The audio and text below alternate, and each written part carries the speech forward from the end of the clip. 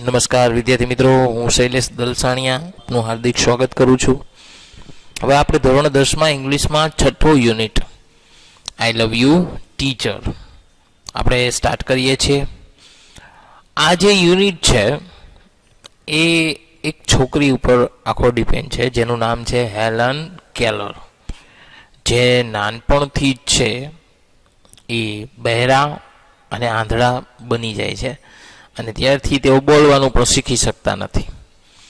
એટલે એના વિશેની એક એમ કહેવાય ને કે મોટિવેશનલ, જે તમને ખાસ પ્રેરણા આપશે એવી એક સ્ટોરી છે.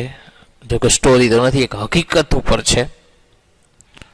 તો જોઈએ છે unit 6 I love you teacher. પહેલો પેરેગ્રાફ છે. આ પેરેગ્રાફ જે છે તેમાં તમને થોડુંક કન્સેપ્ટ છે સમજાવવામાં આવેલો છે કે જેમાં હેલન કેલર છે ક્યારથી છે એ પોતે આંધળા બની જાય છે અને પોતાનું જે રસ્તામાં આવનાર જે બધી જે સમસ્યાઓ છે એની સામે પોતે કેવી રીતે લડે છે એના વિશે છે. તો જોઈએ છે. Helen Keller become deaf and blind. Become એટલે એનો મિનિંગ શું થાય? બનવું. ડીફ એન્ડ બ્લાઇન્ડ એટલે શું થાય? બહેરું અને આંધળા. When she was very young. Young એટલે નાના. કે હેલન કેલર છે બહેરા અને આંધળા બન્યા હતા કે જ્યારે તેઓ ખૂબ જ નાના હતા. એટલે કે તે ખૂબ જ નાના હતા ત્યારે હેલન કેલર છે બહેરા અને આંધળા બની ગયા હતા. હવે સ્વાભાવિક છે કે જે માણસ બહેરું હોય અને આંધળું હોય એ વ્યક્તિ બોલવાનું પણ ન શીખી શકે, બરાબર? કારણ કે શબ્દ સાંભળે જ નહીં તો ત્યાં સુધી એ વ્યક્તિ બોલી પણ ન શકે. સિન્સ સી વોઝ ડેફ, જ્યારથી તે બહેરા હતા, she did not learn to speak, તે બોલતા શીખા ન હતા. કારણ કે મેં તમને કીધું ને કે બહેરું અને આંધળું વ્યક્તિ હોય એ વ્યક્તિ બોલવાનું ન શીખી શકે. આપણે જે જનરલી નાનું બાળક બોલતા શીખે તો એને કંઈક સાંભળે તો બોલે ને, એ સાંભળવાનો છે નહીં કાંઈ શબ્દ, તો બોલવાનો કંઈ પ્રશ્ન નથી. સો હર પેરેન્ટ્સ વેર એક્સ્ટ્રીમલી વરીડ. તેથી તેના માતા પિતા ખૂબ જ ચિંતિત હતા. વરીડ હોવું એટલે શું થાય? ચિંતિત હોવું. Then they found Miss Sullivan. Then they found Miss Sullivan. પછી તેઓ મિસ સુલિવનને મળ્યા. કોણ મળ્યું? તેના માતા પિતા. અ teacher four deaf and blind, જે બહેરા અને આંધળાના શિક્ષક હતા. જો એના માટેના અલગ શિક્ષક આવે. સામાન્ય શિક્ષક છે એ બહેરા આંધળા મૂગાને શીખવાડી ન શકે, ખબર છે ને? એના માટેની અલગ સ્કૂલ પણ હોય છે. એ સ્કૂલમાં પણ એને અલગ ટીચિંગ લર્નિંગ છે કરાવવામાં આવતું હોય છે.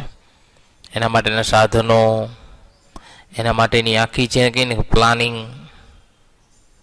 આખું અલગ હોય છે. તે ચેન્જ હેલન્સ લાઈફ. તેનાથી હેલનનું જીવન બદલાઈ ગયું. ચેન્જ થવું એટલે શું થાય? બદલાઈ ગયું. Here is an account of turning point. Turning point એટલે વળાંક. ઇન હર લાઈફ એટલે તેના જીવનમાં. ઇન હર આઉન વર્ડ્સ એટલે પોતાના શબ્દોમાં. કે અહીંયા તેને પોતાના જીવનમાં આવનાર વળાંકને પોતાના શબ્દમાં વર્ણન કર્યું છે. એટલે જે આ લખેલું છે, આજે એ પાઠ લખેલો છે, એ કોને લખ્યો છે? હેલન કેલરે. બરાબર. જોઈએ એના બધી પ્રશ્નો છે. પહેલો પ્રશ્ન છે, વાય વેર હેલન્સ પેરેન્ટ્સ વરીડ. કે શા માટે હેલનના માતા પિતા ચિંતિત હતા? તો કે Helen's parents were worried because, કે હેલનના માતા પિતા ચિંતિત હતા કારણ કે સિન્સ સી વોઝ ડેફ, કે જ્યારથી તે બહેરા હતા. She did not learn to speak, તે બોલતા પણ શીખા ન હતા. What was Miss Sullivan, Miss Sullivan કોણ હતા? તો કે Miss Sullivan was a teacher for the deaf and blind, કે મિસ સુલિવન છે એ બહેરા અને આંધળાના શિક્ષક હતા. ત્યાર પછીનો પેરેગ્રાફ છે. હવે અહીંયા છે મિસ સુલિવન છે હેલન કેલરને છે એ શીખવાડવાની શરૂઆત કરે છે. જો વિચાર કરો કે એક બહેરા, આંધળા અને મૂંગા વિદ્યાર્થીને શીખવાડવું કેટલું કઠિન હોય છે, પણ તેમ છતાં મિસ સુલિવન છે એને શીખવાડે છે. I still remember that morning of the year 1887. I still remember, એટલે કે મને હજુ યાદ છે, that morning of the year 1887, કે મને હજુ 1887 ની એ સવાર યાદ છે. I was just 7 years of age then.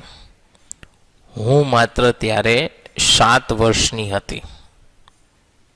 એટલે 1887 માં 7 વર્ષના હોય તો એનો જન્મ ક્યારે થયો હોય? 1880 માં થયો હોય ને, સ્વાભાવિક છે.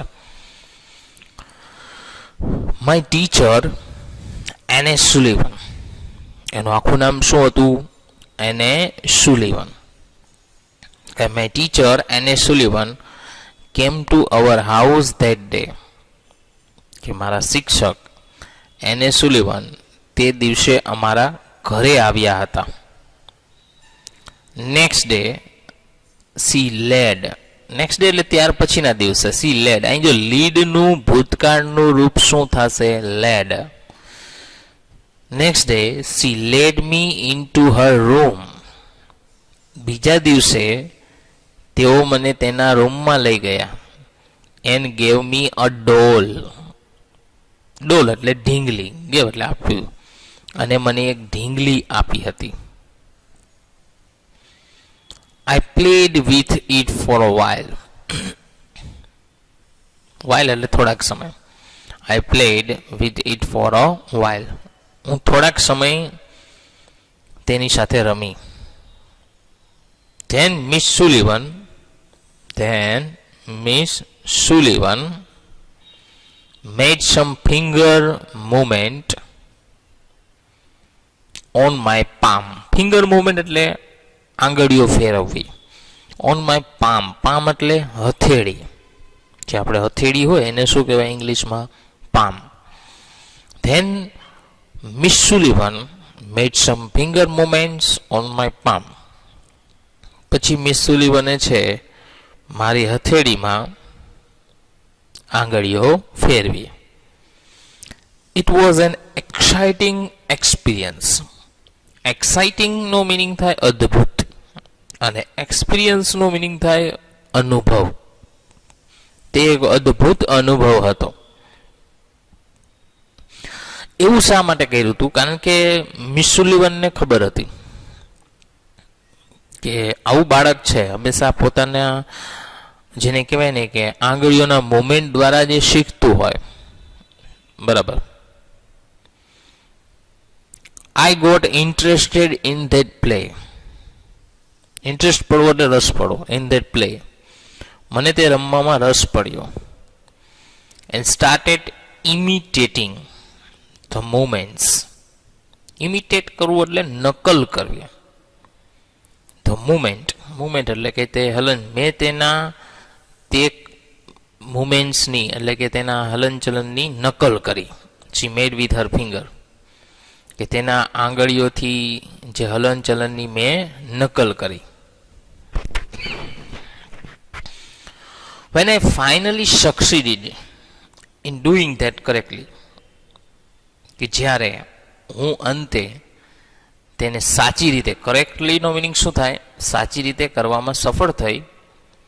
I was thrilled, રોમાંચિત હતી. I didn't know હું જાણતી નથી ધેટ આઈ વોઝ સ્પેલિંગ ડોલ, કે મેં ડોલનો સ્પેલિંગ લખ્યો હતો. એટલે એને જેના ટીચરે છે એને જે ઢીંગલી આપી પછી એના શિક્ષકે જ છે એના હાથમાં શું લખ્યું હતું? ડોલ લખ્યું હતું. કેમ કે આવું વ્યક્તિ હોય, બહેરું આંધળું મૂગું વ્યક્તિ હોય, એનો સેન્સિટિવ પાવર છે એ સારો હોય છે. એની આપણે આંગળીઓ જોજો, આપણી હથેળીમાં આંગળીઓ ફેરવીએ એટલે ખબર પડે શું લખ્યું એમ, બરાબર. કારણ કે આપણી એ જે ઇન્દ્રિય છે, સેન્સિટિવ ટાઈપની જે ઇન્દ્રિય છે એ તો જાગૃત જ હોય. એના ઉપરથી પ્રશ્ન છે પહેલો, how old was Helen when Miss Sullivan started teaching હર?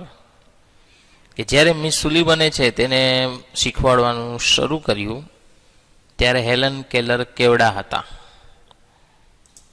તો કે Helen was 7 years old when Miss Sullivan started teaching her. કે હેલન કેલર છે એ 7 વર્ષના હતા જ્યારે મિસ સુલિવને તેને શીખવાડવાનું શરૂ કર્યું હતું. ત્યાર પછીનો બીજો પ્રશ્ન છે, what did Miss Sullivan give Helen? Miss સુલિવને છે હેલનને શું આપ્યું? What did Helen do with it? હેલને તેની સાથે શું કર્યું હતું?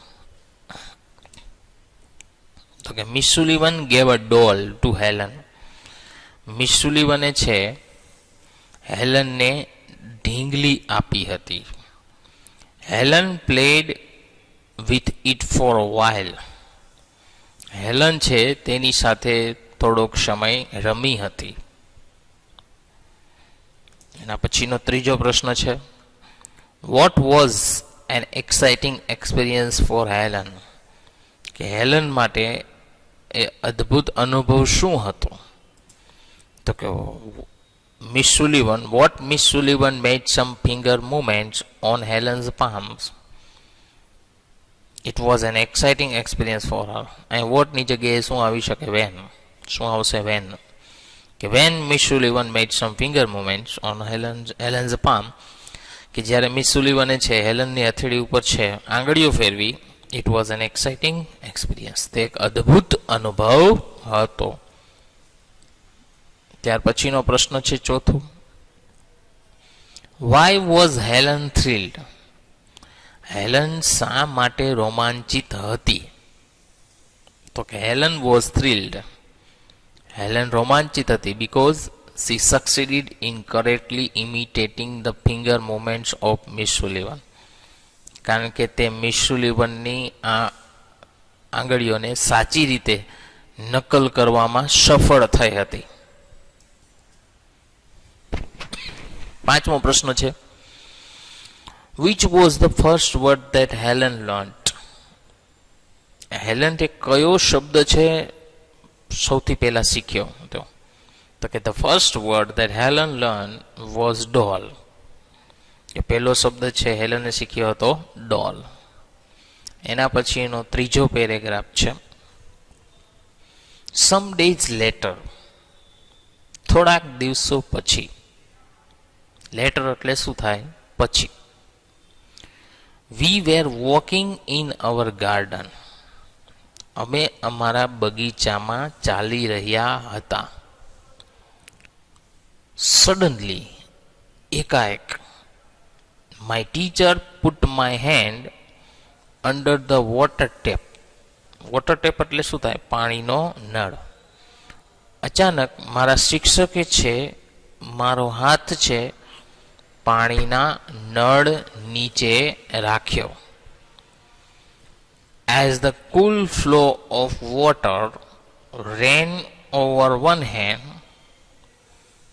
cool flow of water એટલે કે પાણીનો ઠંડો પ્રવાહ. ફ્લો એટલે શું થાય? પ્રવાહ.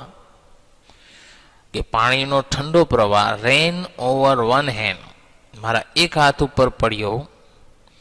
C spelt water on my other palm. Spelt એટલે લખવું, water on my other palm, અને મારી બીજી હથેળીમાં તેને વોટરનો સ્પેલિંગ લખ્યો.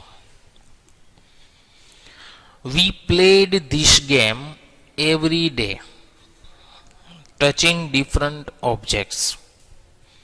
We played this game every day, કે અમે આ રમત દરરોજ રમતા હતા. ટચિંગ ડિફરન્ટ ઓબ્જેક્ટ્સ, ટચિંગ કરવું એટલે સ્પર્શ કરવો, ડિફરન્ટ ઓબ્જેક્ટ એટલે જુદી જુદી વસ્તુઓને સ્પર્શ કરવાની રમત છે દરરોજ રમતા હતા. It awaken my soul, awaken કરવું એટલે જાગૃત કરવું, સોલ એટલે આત્મા, તેનાથી મારો આત્મા જાગૃત થયો. આઈ કેમ ટુ નાવ ધેટ, કે હું જાણવા લાગી હતી કે એવરીથિંગ હેડ અ નેમ, કે બધાને પોતાનું નામ હોય છે. પહેલાં એને ખબર નથી કે આને શું કહેવાય, આ વસ્તુને શું કહેવાય. હવે એને દરેક વસ્તુ ખબર પડવા માંડી.